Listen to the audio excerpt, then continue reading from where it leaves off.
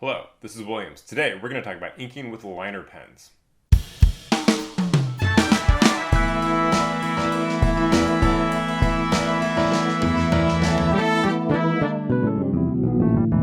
Every stationery company in the world seems to make its own version of a liner pen, with pigment-based ink and some sort of nylon or synthetic tip. These are just the ones I happen to have in my studio. 2 Copic markers and a Faber-Castell pit. Pulling off the caps, you can see that they have a fine point that's consistent and round. Seemingly ubiquitous now, liner pens have come to replace repidographs, which are messy, made up of multiple pieces, and, in my own experience, almost impossible to find now. But the design of the liner pen is based heavily on what the rapidograph used to do.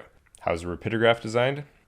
There's essentially a small pin that runs down a tube, and as you drag the pen across the paper, the pin moves side to side, and a small amount of ink goes down the tube, giving you a nice, consistent, crisp line.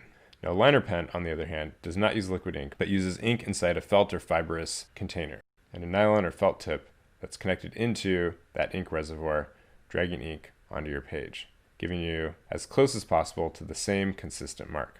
Why are liner pens great? If you want a consistent, sharp mark every single time, this is the pen for you.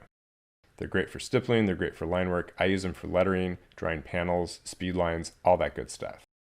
What they're not good at is giving you variation or anything remotely organic.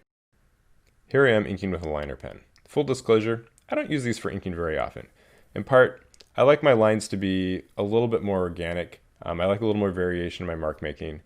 And I tend to get a little bit uptight when I'm drawing very specific lines. That having been said, there's a ton of people who draw really, really great stuff with these. And if you're new to inking, this is a very forgiving way to jump into making black marks. And they're great for stipple, crosshatch, and all those things. I hope this was helpful.